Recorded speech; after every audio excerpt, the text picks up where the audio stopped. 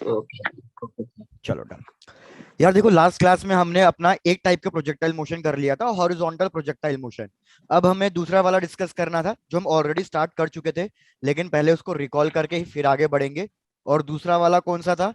Angular projectile motion, angular projection. और मैंने आपको तरीका बताया था यार, अल्टीमेटली कुछ नहीं करना। हमारे पास एक प्रिंसिपल होता है, प्रिंसिपल ऑफ फिजिकल इंडिपेंडेंस, कि एक्स एक्सिस और वाई एक्सिस दोनों एक इंडिपेंडेंट एक्सिस है, तो हम दोनों को इंडिविजुअली सॉल्व करके अपना कैलकुलेशंस कर सकते हैं। तो इधर भी वही चीजें हो रही थी भैया, ये वाई एक्सिस, ये आई x axis.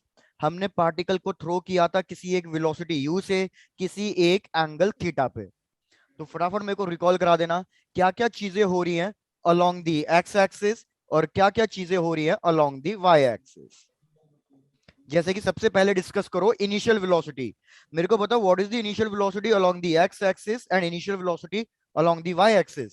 Sir u cos theta और u u sine cos theta. Theta है, यू साइन थीटा। भाई बहुत बढ़िया, ये भी हमने कर लिया था कि यार हम इस वेक्टर को स्प्लिट कर सकते हैं दो कंपोनेंट्स में, और वो दोनों कंपोनेंट हमेशा एक दूसरे के परपेंडिकुलर होने चाहिए। और मैंने आपको तरीका बता दिया था फिलहाल के लिए, कि जिसके साथ एंगल बन रहा है वो हो जाएगा कॉस थीटा वाला टर्म, और जिसके साथ एंगल नहीं बन रहा वो बन जाएगा साइन थीटा वाला टर्म। तो अगर मैं initial velocity along x axis की बात करूं, यू कॉस थीटा, और इधर हो गया u sine theta. Very good.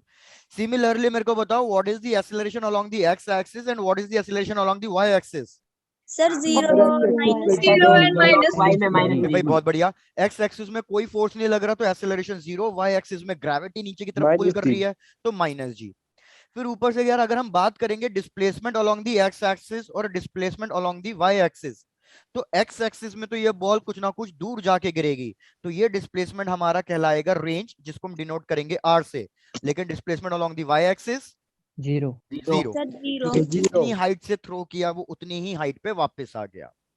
उसके बाद यार हमें पता है ये एक यूनिफॉर्म मोशन है, क्योंकि एक्सेलरेशन नहीं है, तो ले दे के एक ही फॉर्मूला यूज करना है, velocity is equals to displacement upon time. लेकिन ये हमारे पास एक एक्सेलरेटेड मोशन है, तो जब भी मैं वाई एक्सिस के लिए कुछ भी कैलकुलेट करूंगा तो मेरे को क्या करना पड़ेगा, इक्वेशन ऑफ मोशन यूज करनी पड़ेगी। Equation of motion. Done done done. तो बस हमने यहीं तक की चीजें डिस्कस करी थी। फिर मैंने आपको कुछ फॉर्मूले लिखवा दिए थे, तीन चार फॉर्मूले। मैंने कहा था अभी उससे ज्यादा फॉर्मूला डिस्कस नहीं करेंगे, क्योंकि एक एक करके वो फॉर्मूलों को एक्सप्लेन करना है। तो आओ अब एक एक करके वर्किंग करते हैं फॉर्मूले पे। This is range. सबसे पहला वाला फॉर्मूला, सबसे पहला फॉर्मूला था हमारे पास मैक्सिमम हाइट का। मैक्सिमम हाइट मतलब भैया ये पार्टिकल ऊपर जा रहा है और फिर ये पार्टिकल वापस नीचे आने लग जाएगा, तो ये वाली हाइट जहां तक मेरा पार्टिकल ऊपर तक गया वो वाली हाइट हो जाएगी मैक्सिमम हाइट। अब देखो कॉन्सेप्ट दिमाग में रखो यार, हमारा ऑब्जेक्ट के पास हर एक पॉइंट पे दो दो वेलोसिटीज होगी। जैसे सपोज मैं यहाँ पे एक पॉइंट ले रहा हूँ, इधर पॉइंट पे भी पार्टिकल के पास दो वेलोसिटीज होगी, एक होगी हॉरिजॉन्टल वेलोसिटी और एक होगी वर्टिकल वेलोसिटी। हॉरिजॉन्टल वेलोसिटी हमेशा कांस्टेंट रहेगी, लेकिन मेरी वर्टिकल वेलोसिटी चेंज होती रहेगी। क्या ये वाली बात क्लियर है?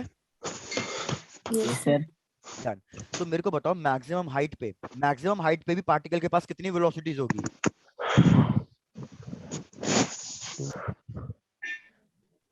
भाई मैक्सिमम हाइट पे पार्टिकल के पास सिर्फ एक वेलोसिटी होगी, और वो कौन सी होगी? वो सिर्फ एक्स एक्सिस वाली होगी, क्योंकि वाई एक्सिस वाली यहाँ पे मैक्सिमम हाइट पे कितनी हो जाती है? सर जीरो हो जाती है। तो जीरो। यार हम इसी चीज का एडवांटेज लेते हैं कि भैया मुझे पता है मैक्सिमम हाइट पे वर्टिकल वेलोसिटी जीरो हो जाती है, तो इसी चीज का एडवांटेज लेके हम इक्वेशन यूज करते हैं, v y square minus u y square is equal to 2a/s। और जब इसको सॉल्व करते हैं तो हमारे पास फाइनल आंसर आ जाता है u square sine square theta divided bye 2g, जिसको आपको याद इस तरीके से रखना है, you y square by 2g, 2ay। इस तरीके से याद रखोगे तो ज्यादा बेटर रहेगा, you y square by 2ay। इसमें कोई दिक्कत है? अब चेक करो। No sir. बढ़िया बढ़िया बढ़िया बढ़िया। भैया फिर निकालना है टाइम ऑफ फ्लाइट। अब मैंने आपको यह भी बताया था टाइम के लिए वाई एक्सिस का यूज करना है, तो कौन सी इक्वेशन यूज करेंगे? S y is equal to u y t plus half a y t square. तो भैया इससे मेरे पास टाइम ऑफ फ्लाइट आ जाएगा फिर से 2u sine theta divided by g, मतलब सीधा सीधा 2u y बाय जी। क्योंकि हमें वर्टिकल डिस्प्लेसमेंट पता था, इसमें वर्टिकल डिस्प्लेसमेंट कितना था, 0। भाई मेरे को लगा ये नहीं समझ में आया। क्लियर है सबको? Yes, sir. डन।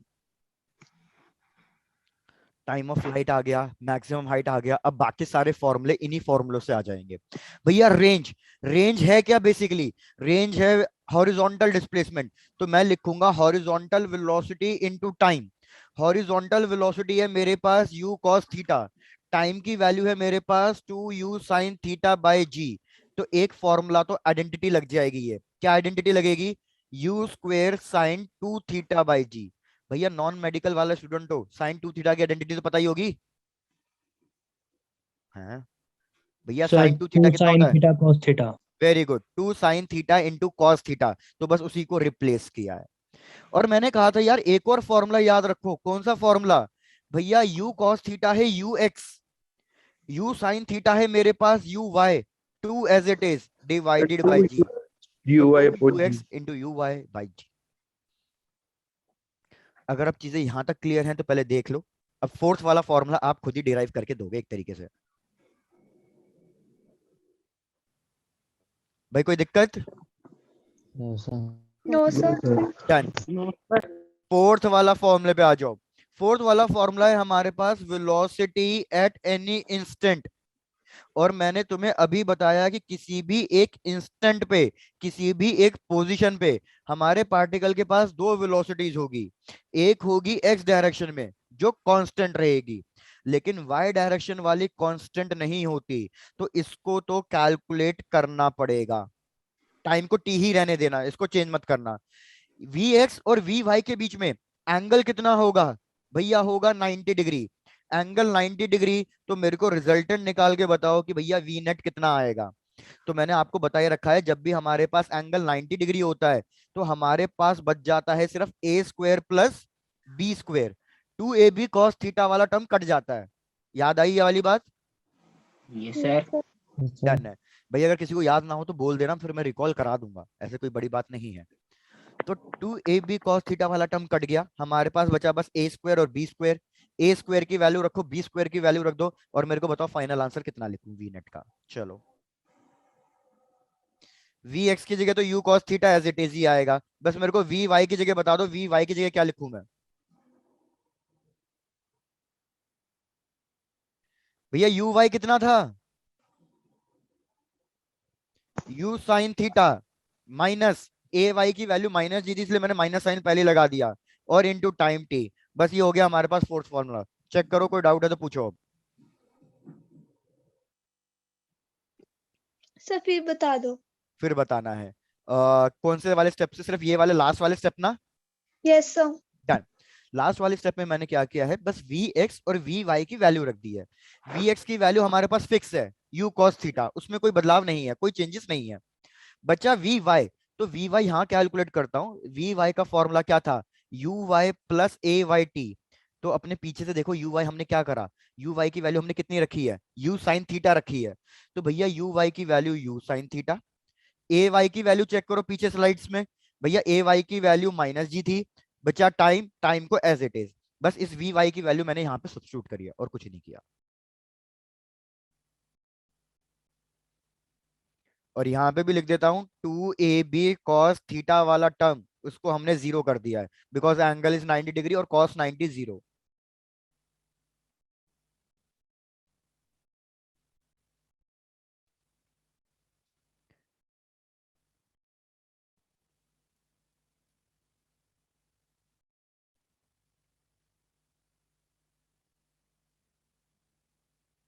जल्दी बता दो कंप्लीट हो गया है Yes, sir. क्या है? Yes sir. भैया बस लास्ट इक्वेशन ऑफ ट्रेजेक्ट्री।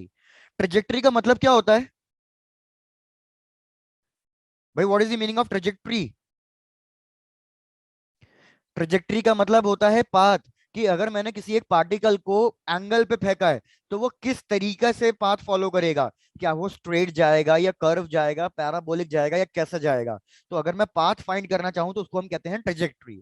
तो इधर हमें उस पाथ की इक्वेशन डिराइव करनी है, इक्वेशन ऑफ ट्रेजेक्ट्री फाइंड करना है। तो भाई सीधे सीधे करना क्या है, ट्रेजेक्ट्री का मतलब क्या होता है फिर से वही वाली बात, पाथ, और पाथ का मतलब क्या है कि एक्स और वाई के बीच में रिलेशन।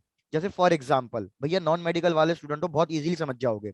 सपोज मैं कह रहा हूं एक्स इक्वल्स टू वाई, तो अगर एक्स इक्वल्स टू वाई है तो मेरे को बताओ ये ग्राफ कैसा बनेगा एक्स एक्सिस और वाई एक्सिस के बीच में। अगर एक्स इक्वल्स टू वाई कह रहा हूं तो सर ओरिजिन में। भाई अगर x इक्वल्स टू वाई कह रहा हूं तो याद रखो इसका मतलब होता है कि एक स्ट्रेट लाइन बनेगा जो Yes. एंगल 45 डिग्री के उस पे मेंटेन हो रखी होगी। ऐसा क्यों? क्योंकि जहां पे हमारा x जीरो है वहां y भी जीरो है, जहां हमारे x की कोई पर्टिकुलर वैल्यू है उतनी ही वैल्यू से हमारा y चेंज हो रहा है। फिर से जितनी वैल्यू से x चेंज उतनी ही वैल्यू से y चेंज। तो x इक्वल्स टू वाई का मतलब है कि हमारे पास हमेशा एक स्ट्रेट लाइन बनेगी। लेकिन सिमिलरली आपने ये भी पढ़ रखा होगा कि अगर मैं कह रहा हूं y इक्वल्स टू के एक्स स्क्वेयर, ये x इक्वल्स टू के वाई स्क्वेयर, तो मतलब ये हमारे पास किस टाइप की इक्वेशन है? लीनियर इक्वेशन है, क्वाड्रेटिक इक्वेशन है? भैया ये लीनियर इक्वेशन है, क्वाड्रेटिक इक्वेशन है। पावर आ गई है तो ये क्वाड्रेटिक इक्वेशन है। तो अगर ये क्वाड्रेटिक इक्वेशन बन गई है तो इसका जो ग्राफ बनेगा वो कैसा बनना चाहिए? सर एक्स और वाई को कट करके। भैया इसका जो ग्राफ बनेगा वो कर्व बनेगा, क्योंकि क्वाड्रेटिक इक्वेशन है। रूल क्या कहता है? अगर मेरे पास कोई क्वाड्रेटिक इक्वेशन आ गई है तो ग्राफ हमेशा कर्व बनेगा, और अगर मेरे पास लीनियर इक्वेशन आ गई है तो ग्राफ हमेशा स्ट्रेट लाइन बनेगा। ये तो जनरल चीजें हैं, रिपीट कर देता हूं, अगर नहीं पता कोई बात नहीं है, रिपीट याद रखो। अगर मैं जैसे फॉर एग्जांपल देखो एक बहुत सिंपल चीज आपको एक्सप्लेन करता हूँ। मेरे को बताओ ये वाली इक्वेशन लीनियर इक्वेशन है या क्वाड्रेटिक इक्वेशन है जो मैंने v equals to u plus a t लिखी है? Sir linear. आपको लीनियर। याद हो जब मैंने आपको ग्राफ पढ़ाए थे तो मैंने आपको यही कहा था ना कि एक्सेलरेटेड मोशन के लिए अगर आप वेलोसिटी और टाइम का ग्राफ ड्रॉ करोगे तो वो हमेशा स्ट्रेट बनेगा, क्योंकि ये लीनियर इक्वेशन है। और आप वेलोसिटी और टाइम के बीच में ग्राफ ड्रॉ कर रहे हो एक एक्सेलरेटेड मोशन के लिए, तो स्ट्रेट लाइन।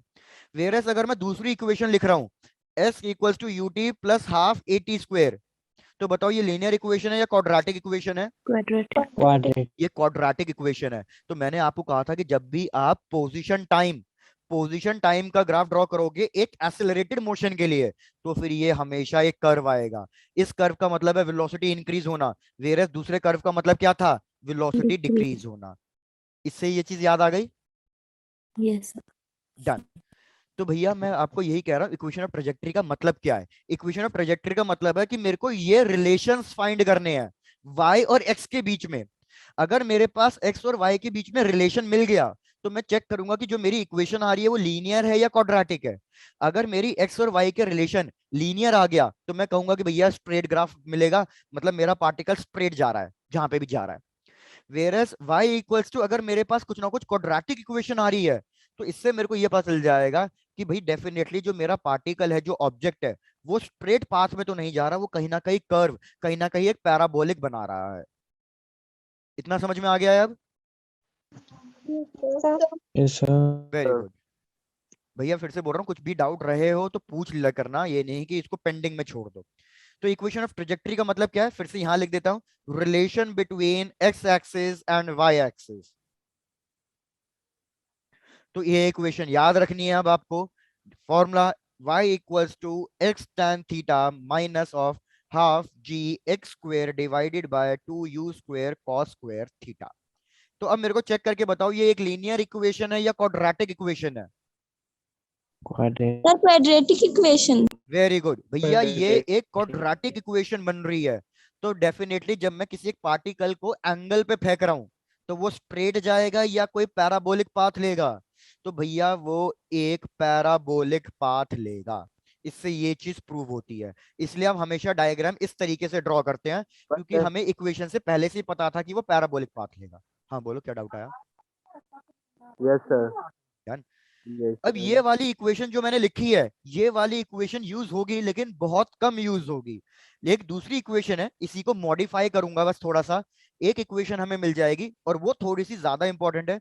वो इक्वेशन क्या है? वो इक्वेशन लिख लो, y is equals to x tan theta into 1 - x/r। याद रखना ये दोनों इक्वेशन सेम ही है, बस इसमें मैंने क्या कर दिया थोड़ा सा सिंप्लीफाई कर दिया है। और देखो इधर रेंज के टर्म्स में आ रहा है आंसर, तो मोस्टली हम सेकंड वाली इक्वेशन ज्यादा यूज करेंगे for our competitive exam purpose. ये वाली इक्वेशन ज्यादा यूज होगी। फोन करा रहा है जहाज है। तुषार अरे? Mic mute.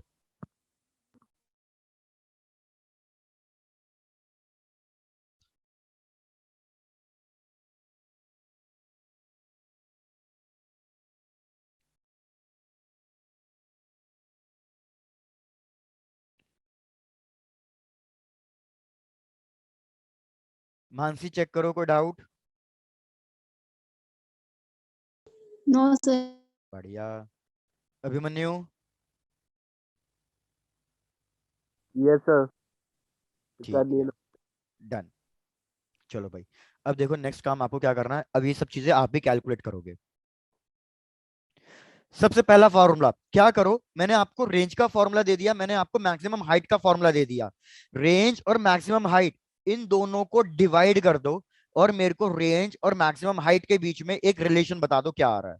आई रिपीट, हमारा टारगेट क्या है? रेंज और मैक्सिमम हाइट के बीच में रिलेशन निकालना है हमें। तो हम क्या करेंगे, जो मैंने आपको ये जनरल फॉर्मूला बताया है रेंज का और ये जनरल फॉर्मूला बताया है मैक्सिमम हाइट का, इन दोनों फॉर्मूले को डिवाइड कर दो और मेरे को बताओ रेंज और मैक्सिमम हाइट के बीच में क्या रिलेशन आ रहा है। समझ में आ गया क्या करना है? सर। डन। ट्राई करो। हमें भैया बस रेंज और मैक्सिमम हाइट के बीच में रिलेशन चाहिए।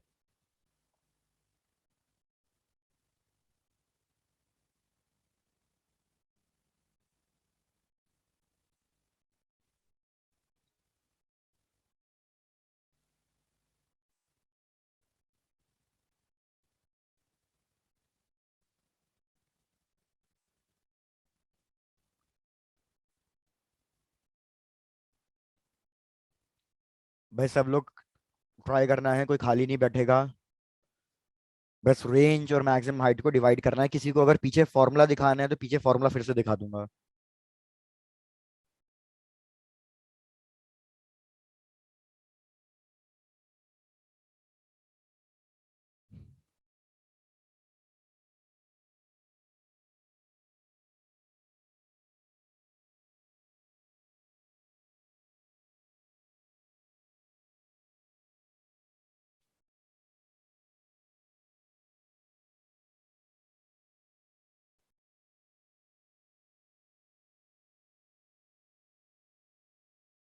क्या बात है यार, अब तक तो आंसर भी आ जाना चाहिए था।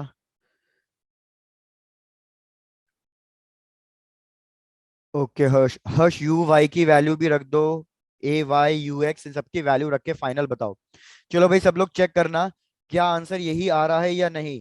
Are equals to 4h cot theta, ये इंपॉर्टेंट इंपॉर्टेंट रिलेशंस हैं जो आपको याद रखने पड़ेंगे ताकि आपका एक क्वेश्चन डायरेक्टली सॉल्व हो जाए, नहीं तो एग्जाम में कैलकुलेट करोगे तो बहुत टाइम चले जाएगा। जब मैं रेंज और हाइट को डिवाइड करूंगा तो मेरे को रेंज और हाइट के बीच में एक रिलेशन मिल जाएगा और वो relation R equals to 4h cot theta के बराबर आएगा। क्या ये प्रूव करके दिखाना है या कर लोगे खुद से? सर दिखा दो एक बार। एक बार दिखाना है, चलो डन। भैया हमारे पास रेंज का फॉर्मूला क्या था? हमारे पास रेंज का फॉर्मूला था u square two sine theta into cos theta divided by g. Versus maximum height का फॉर्मूला था u square sine square theta divided by 2g। जब मैं इन दोनों को डिवाइड कर रहा हूं तो क्या क्या कैंसिल हो रहा है? U square cancel, g g cancel, एक साइन थीटा कैंसिल। तो अगर आप देखो मेरे पास आएगा आर बाय एच, ये 2 जाएगा सबसे ऊपर तो आ गया 4 cos theta by sine theta, और cos theta by sine theta क्या हो गया? 4 कॉट थीटा हो गया। तो r is equal to 4h cot theta.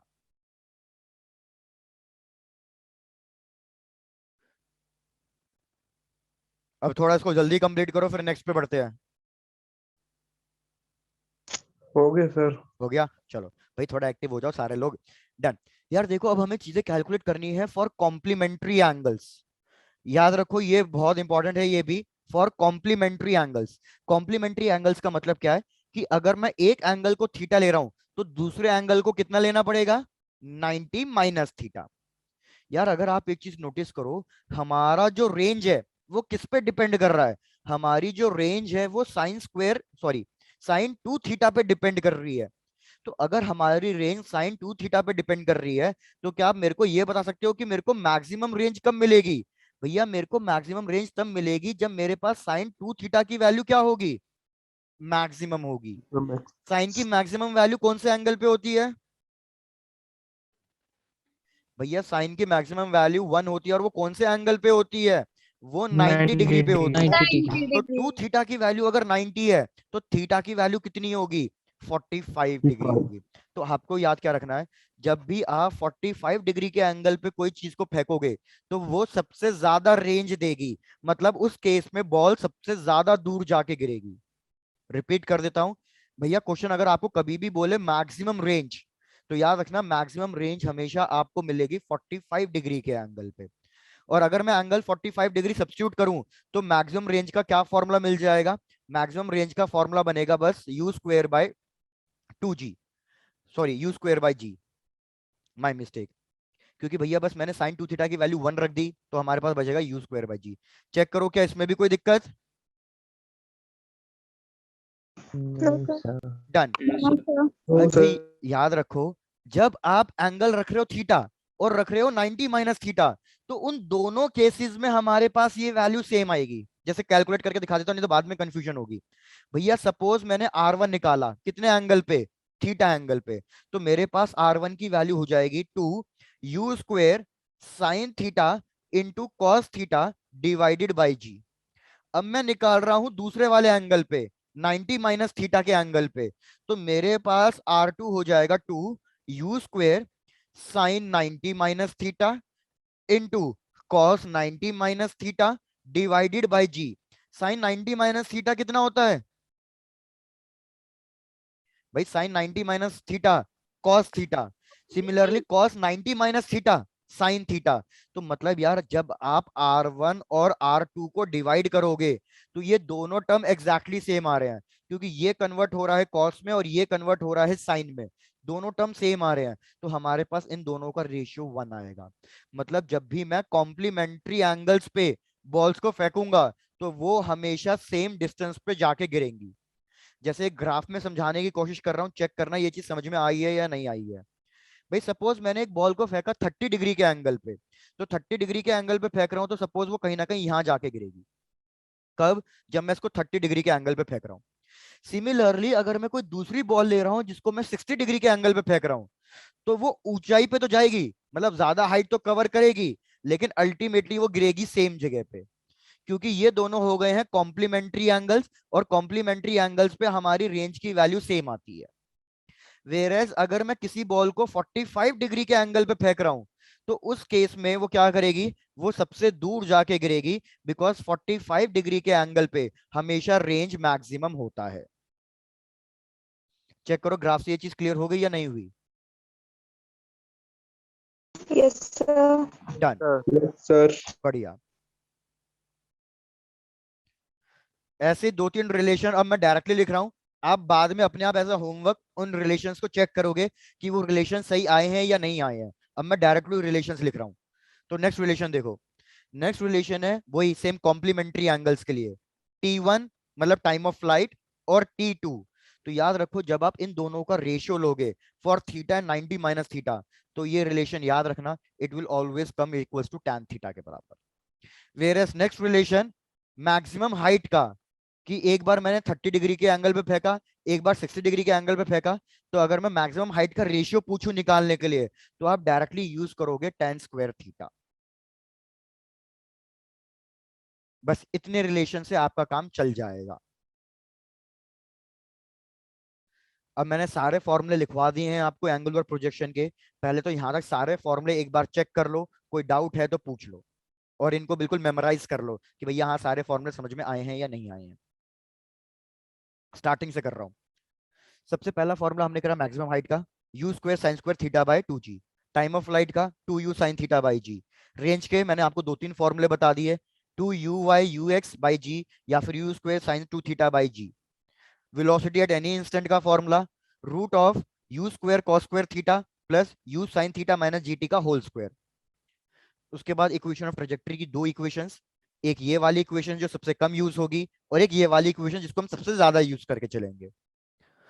उसके बाद फिर मैं आपको रिलेशन समझा रहा था रेंज और हाइट का, r equals to 4h cot theta. फिर कॉम्प्लीमेंट्री एंगल्स के लिए बात करी, कॉम्प्लीमेंट्री एंगल्स के लिए रेंज सेम रहता है, टाइम ऑफ फ्लाइट का ratio tan theta, maximum height का ratio tan square theta.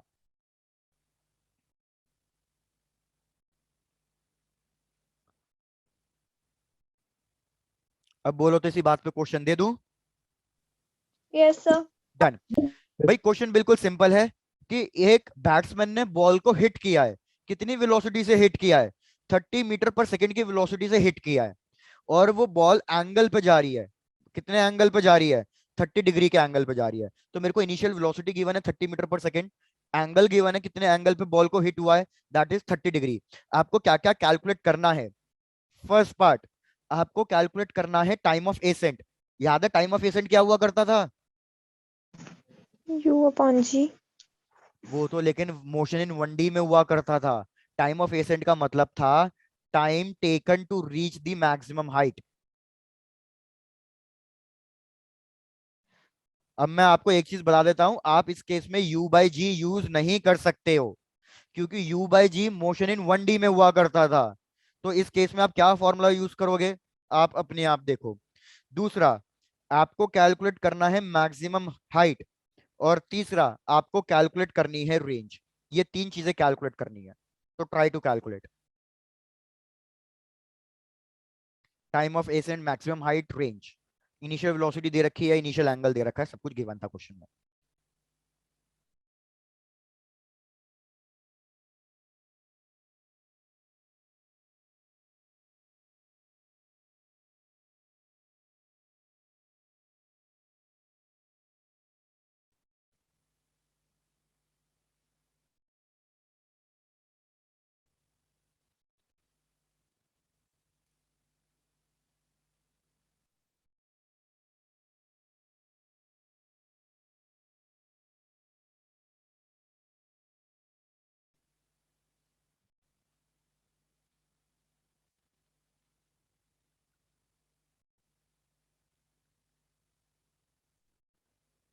Tanish, second और थर्ड पार्ट तो कैलकुलेट हो जाएंगे। Yes sir. Done. First part भले ही कैलकुलेट ना हो पाए, बाकी इतना कोई डिफिकल्ट नहीं है, थोड़ा सा सोचना है टाइम ऑफ एसेंट कैसे निकल सकता था। आप मैक्सिमम हाइट और रेंज कैलकुलेट करो, कम से कम इन दो के तो आंसर सबके आ ही नहीं चाहिए।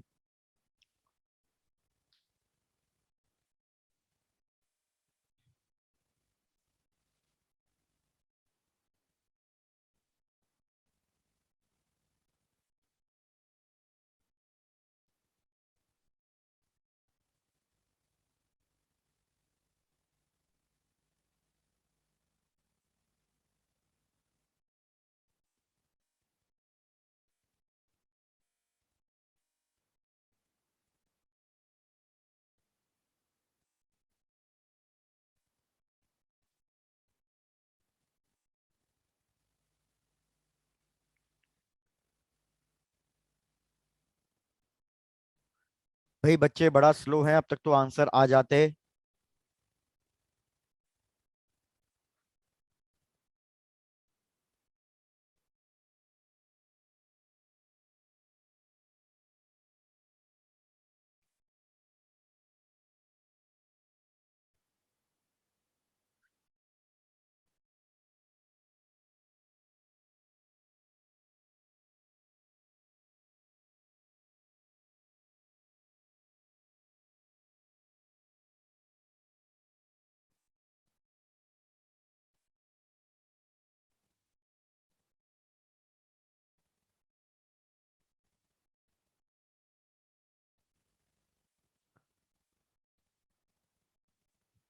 सिमरन पूरा सॉल्व करके दो।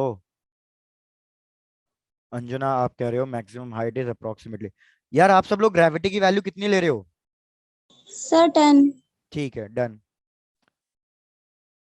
और अगर कोई वैल्यू रूट में आ रही है तो उसको रूट में ही छोड़ देना, no need to solve further. आप अपना आंसर रूट में ही छोड़ दो।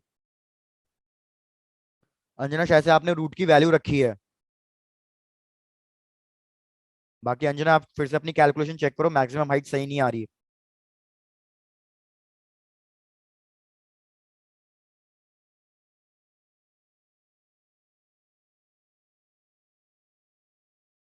चलो भाई लेट्स डिस्कस। मेरे को लग रहा है इसमें दिक्कत आई है, पहले मैं सॉल्व करके दिखा देता हूँ।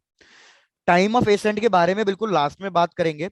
सबसे पहले हम क्या कर लेते हैं, मानसी आपका आंसर बिल्कुल ठीक आ रहा है। सबसे पहले हम कैलकुलेट कर लेते हैं मैक्सिमम हाइट। यार मैक्सिमम हाइट का formula you square sine square theta divided by 2g। तो बस वैल्यू रखनी थी।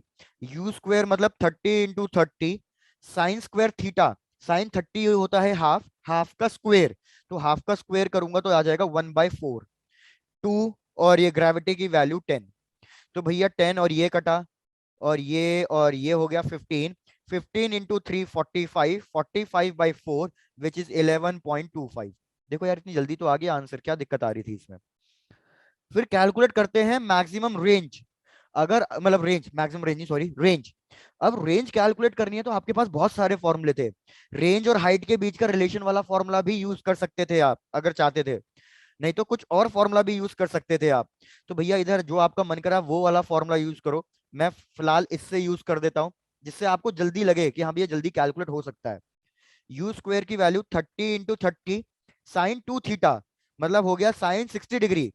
साइन 60 डिग्री का मतलब हो गया √3/2, और ग्रेविटी की वैल्यू 10।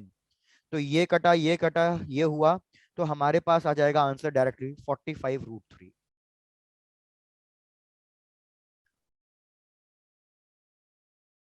बिल्कुल मनोज आपका आंसर भी बिल्कुल सही, मानसी आपका आंसर भी सही है रेंज का। सिमरन अब सही आंसर आ रहा है बिल्कुल। पहले आप मैक्सिमम हाइट और रेंज कंप्लीट कर लो, फिर टाइम ऑफ एसेंट की बात करते हैं।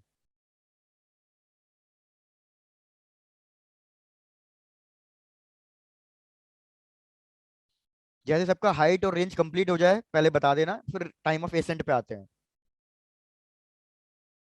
सर हो गया, चलो डन। यार टाइम ऑफ एसेंट का मतलब क्या है, अगर आप याद करो मैंने आपको मोशन इन 1D में क्या बताया था कि भैया जितना टाइम पार्टिकल को ऊपर जाने में लगता है उतना ही टाइम पार्टिकल को नीचे आने में लगता है। तो आप चाहते तो ये भी कर सकते थे पिछले वाले क्वेश्चन में कि आप टाइम ऑफ फ्लाइट कैलकुलेट कर लेते।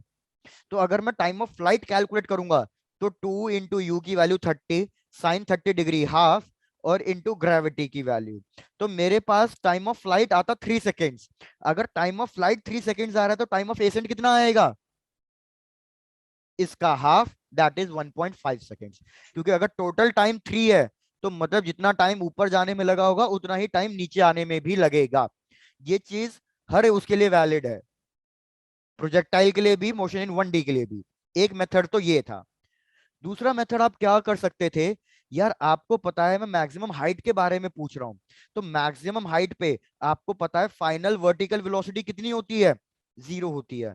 तो आप ये इक्वेशन भी यूज कर सकते थे, v y is equal to u y plus a y t. V y की वैल्यू 0, यू वाई की value u sine theta, plus a y की वैल्यू -g, और आपका टाइम निकल के आ जाता। Time is equal to u sine theta by g. खुद देख लो फॉर्मूला और इस फॉर्मूला कंपेयर कर लो, हाफ आ रहा है।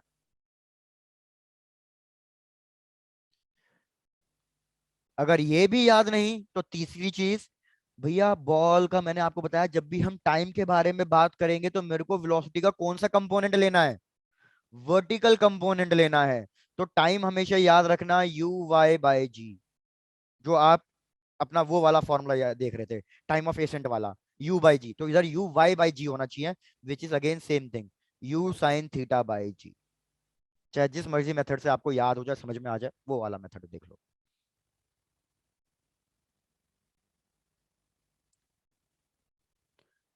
कोई दिक्कत, No, sir. डन। तो भैया इसी बात पे नेक्स्ट क्वेश्चन दे दूं, Yes, sir. Yes, sir. Done. Try to solve भैया नेक्स्ट क्वेश्चन। नेक्स्ट क्वेश्चन हमें क्या दे रखा है, हमें एक इक्वेशन गिवन है y और x एक्सिस की। भैया क्या इक्वेशन गिवन है कि y is equals to 16x माइनस 5x² / 4। हमें ये इक्वेशन गिवन है। इस इक्वेशन के बेसिस पे आपको क्या कैलकुलेट करके देना है, find the value of range, ये कैलकुलेट करके देना है। तो भैया try to calculate the value of range. सोचो कैसे कैलकुलेट करोगे। बस आपको इतना हिंट दे देता हूं जो बहुत ही सिंपल चीज है। आपको साफ दिख रहा है कि ये इक्वेशन में y और x दोनों चीजें आ रही हैं। अगर इस इक्वेशन में y और x दोनों चीजें आ रही हैं तो मतलब ये इक्वेशन को हम किससे कंपेयर कर सकते हैं?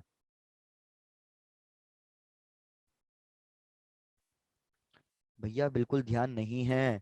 भैया इसको हम इक्वेशन ऑफ ट्रेजेक्ट्री से कंपेयर कर सकते हैं, क्योंकि इसमें भी y और x दोनों आ रहे हैं, और इक्वेशन ऑफ ट्रेजेक्ट्री में भी y और x दोनों आते थे, क्योंकि वो y और x का एक रिलेशन हुआ करता था।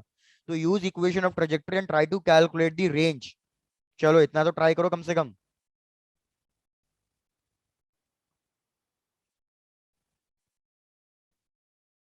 और कोई दिक्कत लग रही है तो पूछो, कि बिल्कुल नहीं समझ में आ रहा क्या चल रहा है।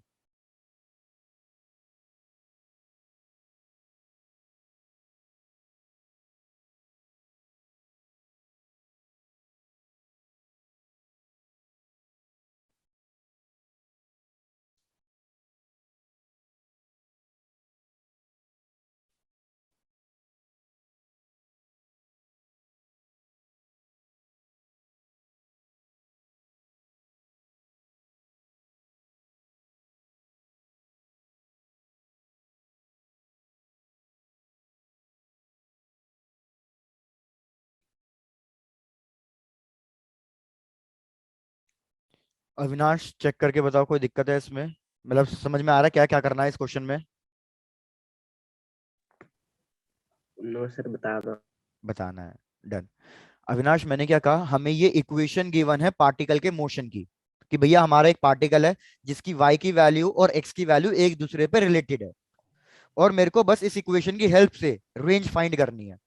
तो मैं आपको ये 12.8 मीटर आ रहा है। राधिका कितना आ रहा है? 12.8। 12.8 अभी चेक करता हूं मैं। बाकी 64, 12.8 बिल्कुल सही आ रहा है, वेरी गुड, 12.8 बिल्कुल सही है। मानसी आपका आंसर भी सही है। तो यार मैं कह रहा हूँ ये y और x के बीच में अगर मेरे को रिलेशन मिल रहा है तो डेफिनेटली मतलब मेरे को करना क्या है, इसको इक्वेशन ऑफ ट्रेजेक्टरी से कंपेयर करना है। आपके पास दो इक्वेशन दी थी मैंने इक्वेशन ऑफ ट्रेजेक्टरी की। एक तो ये दी थी लंबी सी, कि y equals to x tan theta 1 minus half g x square divided by u square cos square theta. भैया इस इक्वेशन से कंपैरिजन नहीं हो पा रहा है मेरा कुछ भी। दूसरी इक्वेशन पे आता हूं, क्योंकि मेरे को रेंज कैलकुलेट करना है। तो दूसरी इक्वेशन पे आएंगे, y equals to x tan theta 1 - x by r।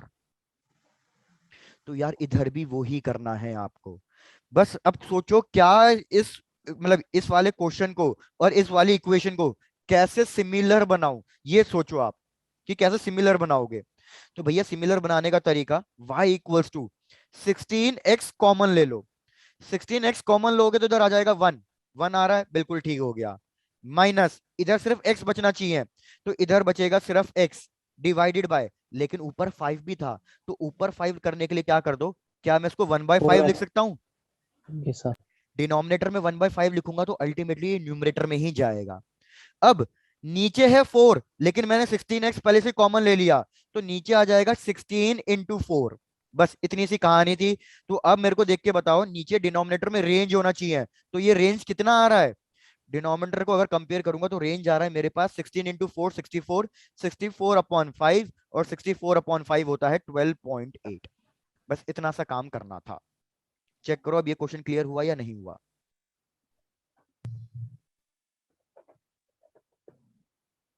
क्योंकि मुझे लग रहा है काफी बच्चों को अभी भी इस क्वेश्चन में डाउट है।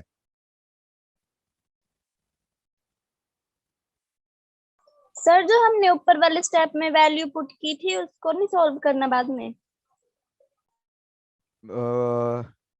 कौन से वाले स्टेप में कह रहे हो, बताओ रिपीट।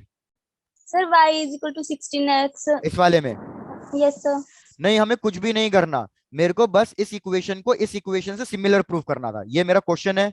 मेरे को इस जनरल इक्वेशन के बराबर सिमिलर लेके आना था, क्योंकि जैसे ही मैं सिमिलर लेके आऊंगा तो जो भी चीज डिनोमिनेटर में आएगी वो रेंज हो जाएगी।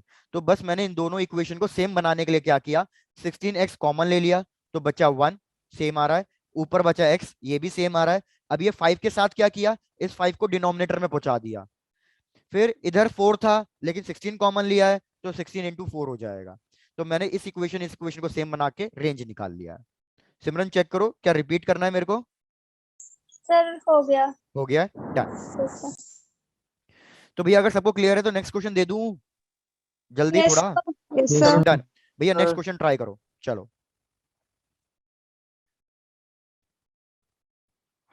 सुस्ताए हुए बालक हैं हमारे।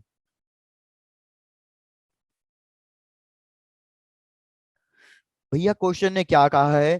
क्वेश्चन ने कहा है कि ये हमारे पास एक वॉल है, ये एक टेबल है, टेबल के ऊपर हमने एक वाटर जेट लगा दिया है, इस वाटर जेट से हमारे पास वाटर की स्ट्रीम निकल रही है।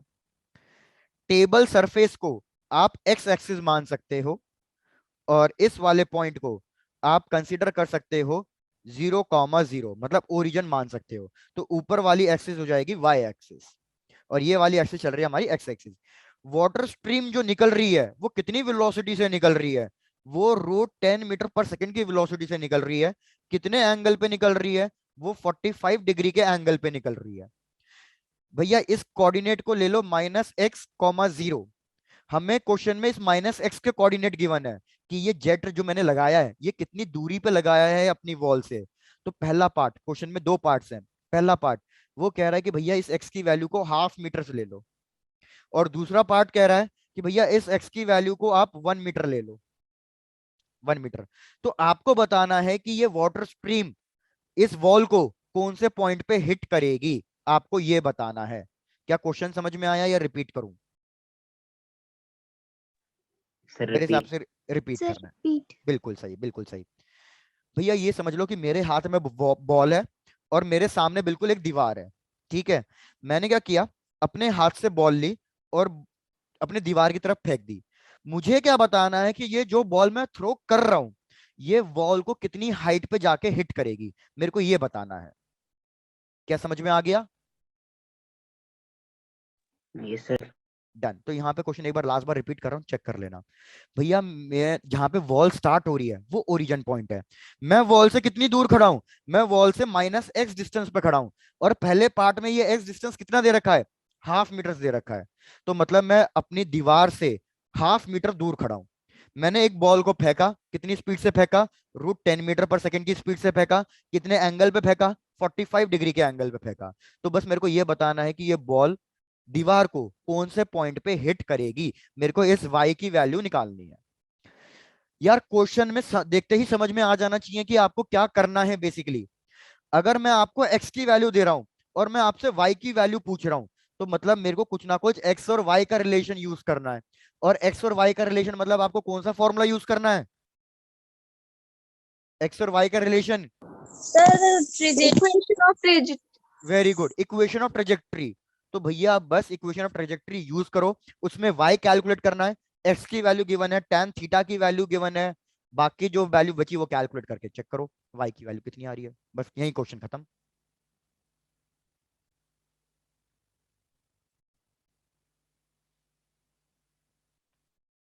फर्स्ट पार्ट के लिए अलग से आंसर, सेकंड पार्ट के लिए अलग से आंसर।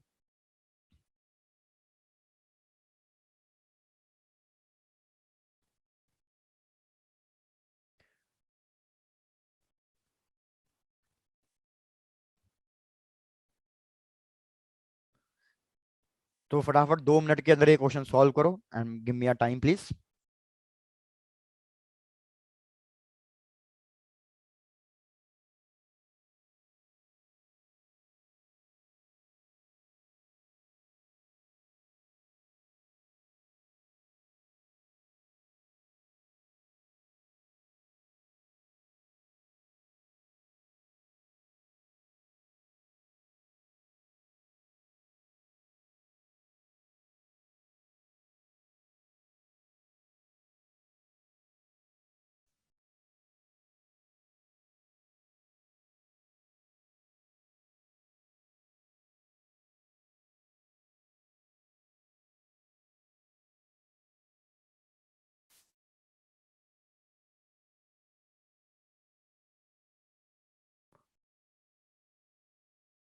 शिवानी मैडम कैलकुलेट हो रहा है?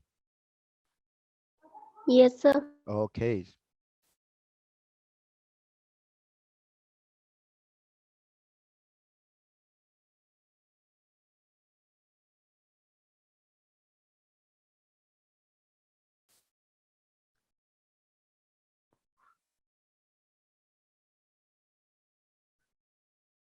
अरे नहीं वेदांत, वेदांत एक्स की वैल्यू क्वेश्चन में गिवन है तो वो एक्स की वैल्यू सब्स्टिट्यूट करो। ठीक जा रहे हो, बस एक्स की वैल्यू सब्स्टिट्यूट कर दो जो क्वेश्चन में गिवन है। सिमरन आप कह रहे हो 0.25 मीटर्स मतलब 1/4 सही है। नहीं 1/4 आ रहा है क्या? हाँ ठीक है 1/4 डन। गुड सिमरन सही है। तो देखो मैं फर्स्ट पार्ट कैलकुलेट कर देता हूँ, सेकंड पार्ट आप अपने आप कैलकुलेट कर सकते हो। तो भैया फर्स्ट पार्ट के लिए मैंने क्या किया, एक्स की वैल्यू मेरे को गिवन है दैट इज हाफ। सर ये सेकंड पार्ट में 1/2 आएगा। बिल्कुल सही सिमरन, बहुत बढ़िया। तो मैं क्या करूंगा, मैं इक्वेशन यूज करूंगा y equals to x, x की वैल्यू हाफ, tan 45 की वैल्यू 1। इक्वेशन लिख देता हूं, पहले कौन सी इक्वेशन यूज कर रहा हूं, x tan theta into 1 minus x by R वाली इक्वेशन। फिर ब्रैकेट में 1 माइनस एक्स की वैल्यू फिर से हाफ इंटू रेंज। यार अब मेरे को रेंज भी अलग से कैलकुलेट करके रखनी पड़ेगी, तो नेक्स्ट स्लाइड पे रेंज कैलकुलेट कर लेता हूं। रेंज का फॉर्मूला भैया u square sine 2 theta divided by g. और मैंने आपको ये पहले ही कह दिया था कि जब भी आप 45 डिग्री के एंगल पे थ्रो करोगे चीजों को तो रेंज आपके पास मैक्सिमम आएगी। तो आप खुद देखो कि भैया आपने 45 डिग्री के एंगल पे थ्रो किया है, तो यहाँ पे 45 डिग्री रख दो, या अगर डायरेक्टली फॉर्मूला याद है तो डायरेक्टली फॉर्मूले में सब्स्टिट्यूट कर दो। यू स्क्वेयर का मतलब हो गया √10 का स्क्वायर डिवाइडेड बाय जी मतलब 10, तो रेंज की वैल्यू आएगी 1। तो यहाँ पे रेंज की वैल्यू रख दो 1। अब भैया जब आप कैलकुलेट करोगे इसको पूरा सॉल्व करोगे तो आपके पास आ जाएगी y की वैल्यू 1/4 मीटर्स। तो मतलब मेरे को फर्स्ट पार्ट के लिए इसका कोऑर्डिनेट मिल गया 0,1/4। चेक कर लो आप सबको ये क्वेश्चन क्लियर है, सबको अगर स्टेप क्लियर है सेकंड पार्ट अपने आप ट्राई कर लो। अब x की जगह जो मैंने पहले हाफ रखा था उसकी जगह 1 रख दो, बस इतना ही काम करना है।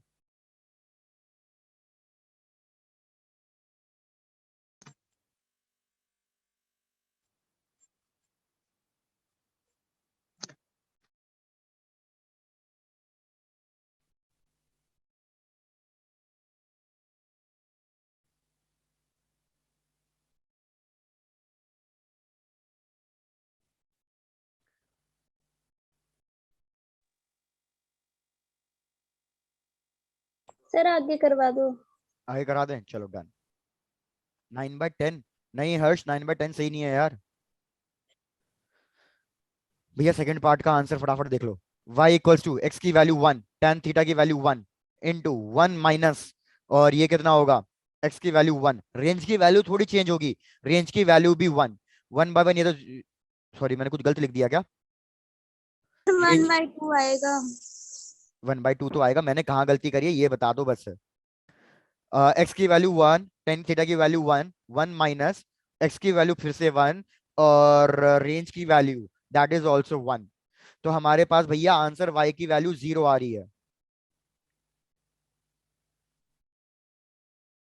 सब लोग जरा चेक करो।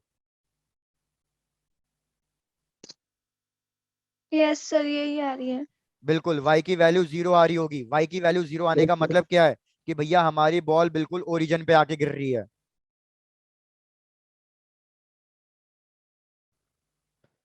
भैया क्या कर रहे हो, मैंने सीधे सीधे इक्वेशन फिर से वही यूज करी है, मैं कुछ चेंजेस थोड़ी कर रहा हूँ। x tan theta 1 minus x by R, x की वैल्यू 1, tan 45 डिग्री की वैल्यू भी 1, 1 माइनस x की वैल्यू 1, और रेंज, रेंज भैया चेंज नहीं होने वाला क्योंकि मैं वेलोसिटी और एंगल थोड़ी चेंज कर रहा हूँ, मैं तो बस डिस्टेंस चेंज कर रहा हूँ। तो रेंज की वैल्यू अभी भी 1, 1 माइनस 1 0, तो पूरे y की वैल्यू 0 आएगी यार। इसको फटाफट कंप्लीट करो, थोड़ी स्पीड दिखाओ यार अब।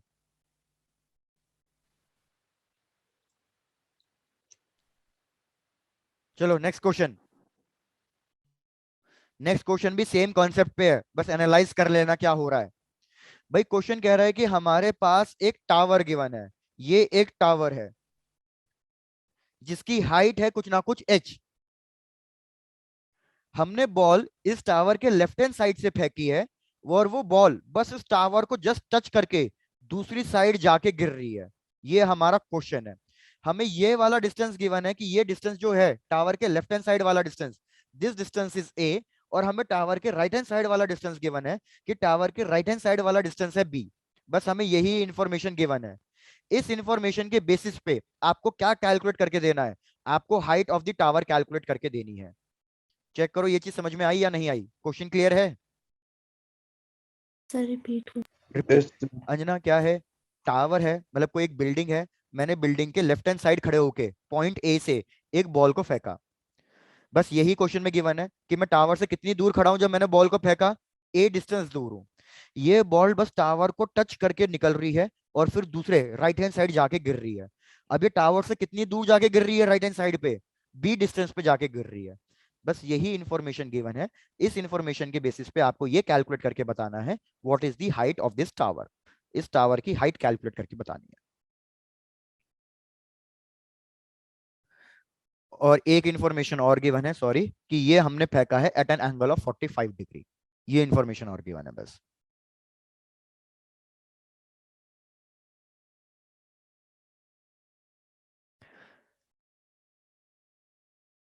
मैंने पहले ही बोल दिया कॉन्सेप्ट ऑलमोस्ट सेम है।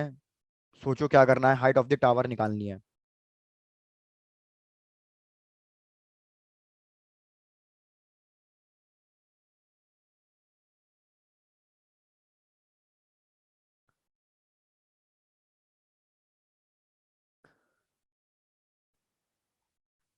जैसे ये कंप्लीट हो जाएगा फिर हमने अपने लास्ट वाले उस पे करना है इंक्लाइंड एंगुलर प्रोजेक्शन।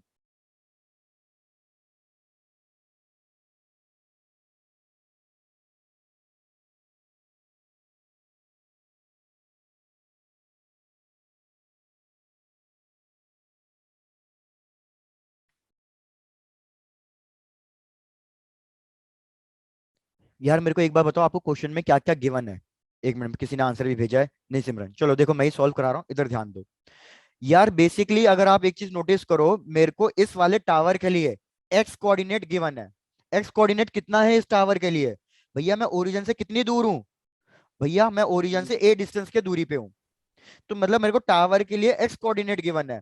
मेरे को टावर के लिए क्या कैलकुलेट करना है? Y coordinate. वाई। कि अगर मैं ये वाई कोऑर्डिनेट कैलकुलेट कर लूं तो मतलब वो उसकी हाइट हो जाएगी। तो यार फिर से वही एक चीज घूम फिर के वही आ रही है।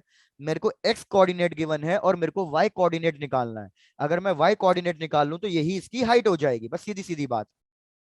तो अब फिर से क्या यूज करना है? भैया अगर एक्स और वाई के बीच में रिलेशन यूज करना है तो इक्वेशन ऑफ ट्रेजेक्टरी यूज करूंगा। X tan theta into 1 - x/r।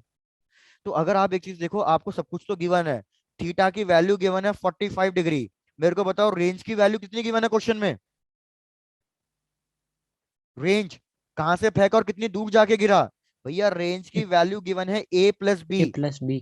तो यार आप रेंज की वैल्यू सब्स्टिट्यूट कर दो, एक्स की वैल्यू सब्स्टिट्यूट कर दो, एक्स की वैल्यू है a, एक्स की वैल्यू a, रेंज की वैल्यू a+b, tan 45 डिग्री, बस मेरे को y की वैल्यू बता दो और वही हाइट ऑफ द टावर होगी। चलो कैलकुलेट करके बताओ अब कितना आ रहा है।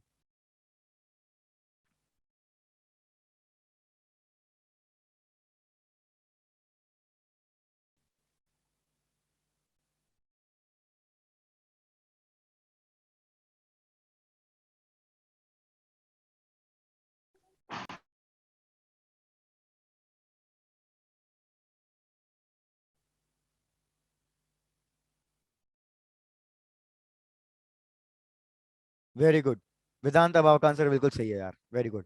तो यार हाइट आ जाएगी हमारे पास, सॉल्व करोगे, a b divided by a+b। Check कर लो अब इस क्वेश्चन में कोई दिक्कत तो नहीं है?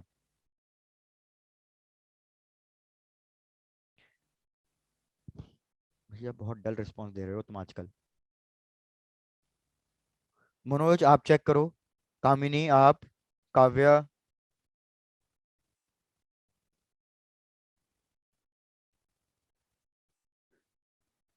Devanshu, yes sir. कोई डाउट है? No sir. चलो डन। भैया अब टाइम वेस्ट नहीं कर रहा हूँ, सबका सॉल्व हो गया होगा, अपने नेक्स्ट टॉपिक पे आ रहा हूँ। That is inclined angular projection, जो प्योर हमारा कॉम्पिटिटिव एग्जाम के हिसाब से है। इंक्लाइंड एंगुलर प्रोजेक्शन, आपको बस कुछ छोटी छोटी चीजें याद रखनी है। क्या याद रखनी है? रेजोल्यूशन ऑफ वेक्टर्स याद रखना है। कि अगर मैं किसी एक क्वांटिटी, वेक्टर क्वांटिटी को स्प्लिट कर रहा हूं, तो जो कंपोनेंट्स मेरे पास आएंगे उन दोनों के बीच में हमेशा एंगल कितना होना चाहिए? 90 डिग्री का एंगल होना चाहिए। दूसरी बात, अगर मैं कभी भी आपको बोलूं एक्स एक्सिस और वाई एक्सिस के बीच में कितना एंगल होना चाहिए, तो कितना एंगल बताओगे एक्स एक्सिस और वाई एक्सिस के बीच में?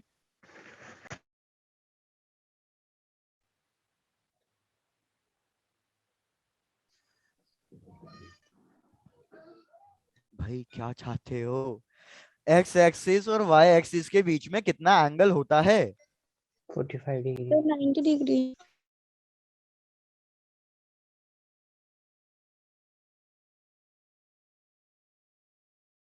तो देखो इधर बस वही दो चीजों को मिक्स करना है।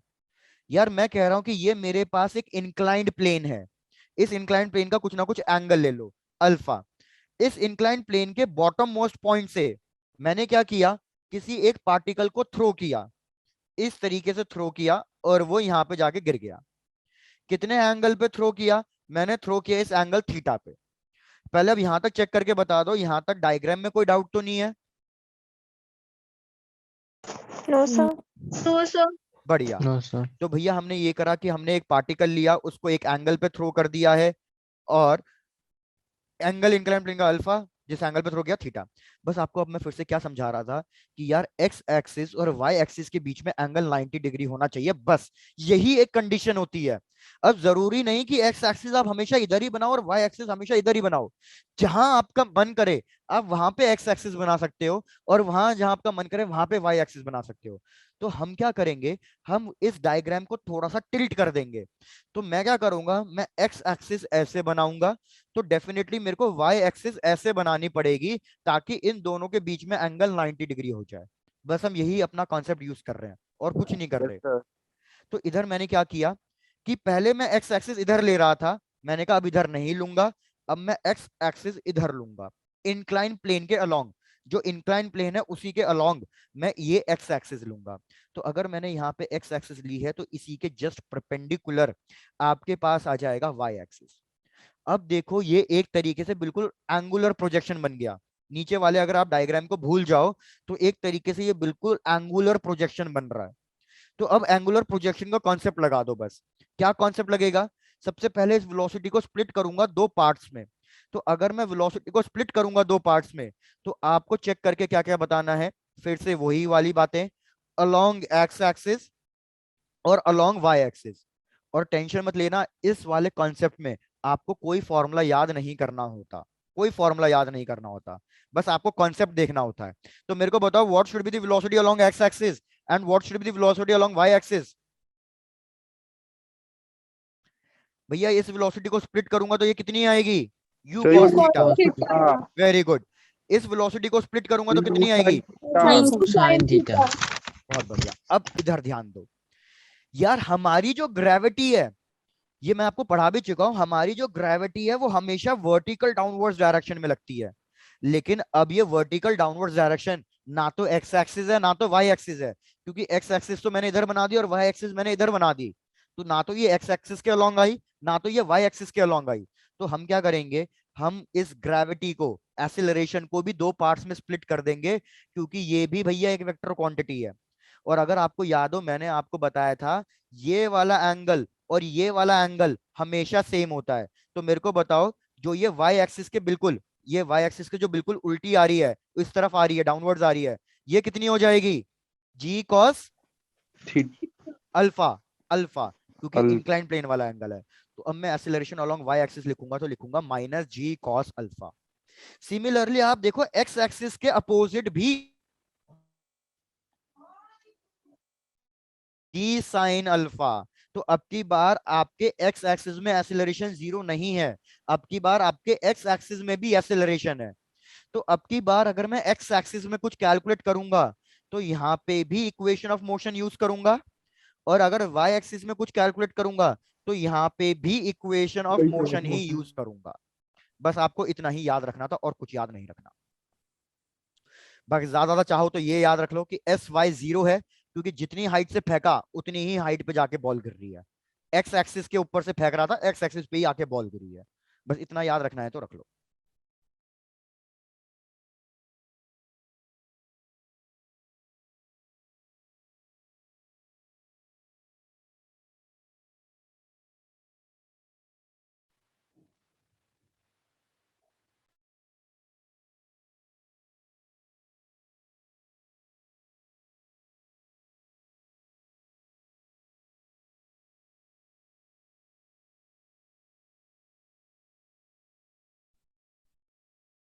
किसी को डाउट तो नहीं है? No No, sir. sir. Question दे दूं इस पे? Yes sir. सर चलो डन। तो एक क्वेश्चन दे रहा हूँ, आप सब लोग अभी ट्राई कर लो। Okay, sir. Done done done भैया। क्वेश्चन बिल्कुल सीधा साधा। हमें एक इंक्लाइन प्लेन गिवन है और इस इंक्लाइन प्लेन का एंगल गिवन है कि भैया ये जो इंक्लाइन प्लेन का एंगल है अल्फा, वो हमें गिवन है 30 डिग्री। मैंने एक बॉल को फेंका, कितनी वेलोसिटी से फेंका? भैया मैंने एक बॉल को फेंका 20 मीटर पर सेकेंड के वेलोसिटी से, और कितने एंगल पे फेंका? यहां लिख देता हूं, एक तो from the bottom of the plane, from the bottom of the plane. कितने एंगल पे फेंका? भैया 37 डिग्री के एंगल पे फेंका। क्या क्या कैलकुलेट करना है आपको? भैया फर्स्ट पार्ट, आपको बस दो ही चीजें कैलकुलेट करनी है। First part, time of flight calculate करके देना है कि टाइम ऑफ फ्लाइट कितना आ रहा है, कितनी देर में बॉल वापस गिरी। और दूसरा, आप कैलकुलेट करके दे दो रेंज। चलो बस ये दो चीजें कैलकुलेट करके दे दो, range and time of flight. Time of flight calculate करने के लिए आपके पास एक हेल्प है, और वो क्या हेल्प है कि भैया एस वाई की वैल्यू 0 है। और मैंने आपको बता ही दिया था, जब भी आपको time of flight time calculate करना हो, हमेशा वाई कोऑर्डिनेट्स वाली इक्वेशन को लिखना है, अलोंग दी वाई एक्सिस वाली इक्वेशन को करना है।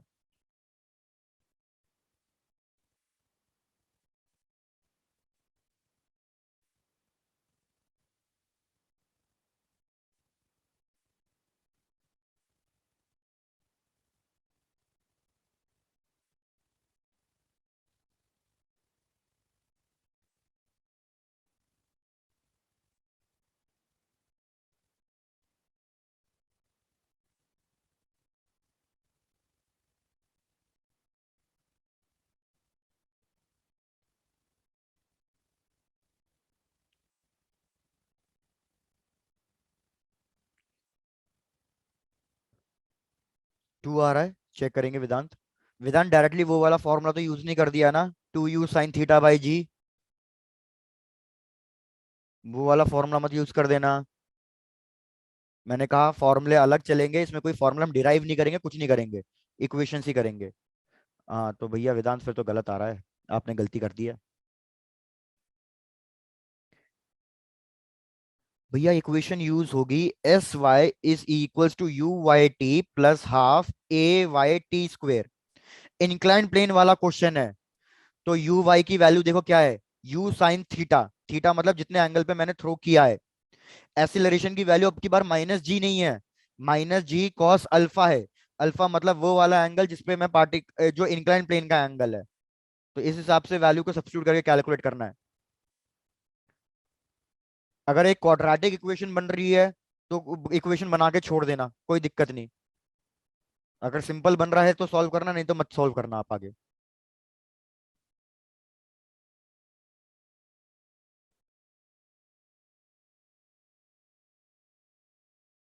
और नहीं तो भैया क्वेश्चन को सिंपल बनाना चाहते हो तो इंक्लाइन प्लेन का एंगल 60 डिग्री ले लो, सिंपल हो जाएगा क्वेश्चन। इंक्लाइन प्लेन का एंगल 60 डिग्री ले लो यार, चेंजेस कर लो प्लीज। इंक्लाइन प्लेन का एंगल 60 कर लो।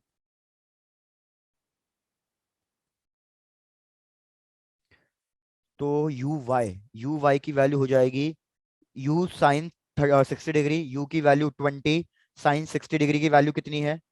सॉरी नॉट 60 डिग्री, मेरे को ही करना है। चलो डन भैया, मैं ही कर रहा हूँ। आ जाओ भैया, सबसे पहले देखो इस इक्वेशन में सब्स्टिट्यूट करने के लिए आपको क्या क्या चाहिए। इस इक्वेशन में सब्स्टिट्यूट करने के लिए आपको सबसे पहले चाहिए एस वाई की वैल्यू। क्या आपको एस वाई की वैल्यू पता है? हाँ पता है। एस वाई कितना होगा? 0। 0। उसके बाद यू वाई की वैल्यू चाहिए। भैया यू वाई कितना होगा? यू वाई होगा यू साइन थीटा। तो यू की वैल्यू क्वेश्चन में गिवन है 20, साइन थीटा मतलब साइन 37। भैया साइन 37 अगर आपको याद हो, मैंने आपको वैल्यू कैलकुलेट करना समझाया था। 37 53 डिग्री कैसे कैलकुलेट होगी? साइन 37 की वैल्यू बता दो बस। और मेरे को पता है भूल गए होगे। Yes, sir. Very good, sine 37 की वैल्यू 3/5। अरे भैया मेथड याद रखो, राइट एंगल ट्राइंगल बनाना था जब भी 37 और 53 डिग्री के लिए कैलकुलेट करना हो।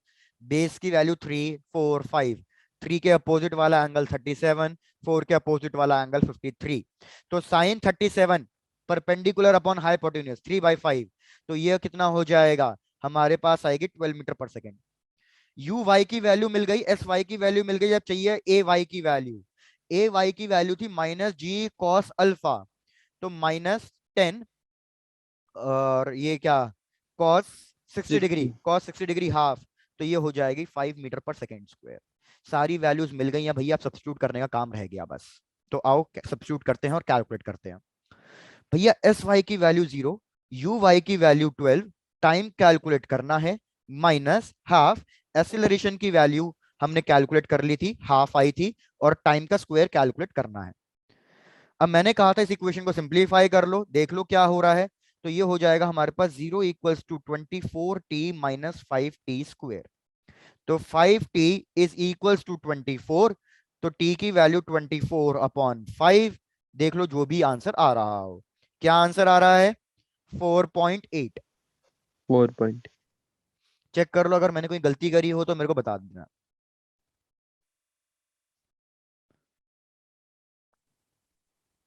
Yes, sir. Done done done. अब यार मैंने आपको टाइम दे दिया, मैं कह रहा हूं रेंज कैलकुलेट करना, तो रेंज तो कैलकुलेट कर लोगे अपने आप। रेंज के लिए अब क्या करोगे? देखो एक तो सबसे बड़ी गलती ये मत कर देना जो मेजोरिटी बच्चे करते हैं भैया, वो कहते हैं रेंज होता है हमेशा vx इंटू टाइम। अरे भैया ये गलत है, ये तो तब यूज करते हैं जब एक्स एक्सिस में कोई एक्सेलरेशन ना हो, लेकिन इंक्लाइंड एंगुलर प्रोजेक्शन में एक्स एक्सिस में भी हमारे पास एक्सेलरेशन है। तो रेंज कैलकुलेट करने के लिए अब आप ये वाली इक्वेशन यूज करोगे। Yes sir. एस एक्स आपको निकालना है, यू एक्स की वैल्यू आप देखो क्या कैसे कैलकुलेट करोगे, ए एक्स की वैल्यू भी आप देखो कैसे कैलकुलेट करोगे, और टाइम की वैल्यू आपको गिवन है 4.8।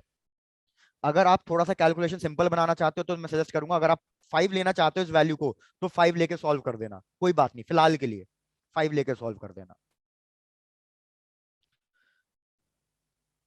तो भैया आप देख लो, अब कोई डाउट तो नहीं है, ये क्वेश्चन एज अ होमवर्क के लिए कंप्लीट हो जाएगा। रेंज कैलकुलेट करके दे दोगे? Yes, sir.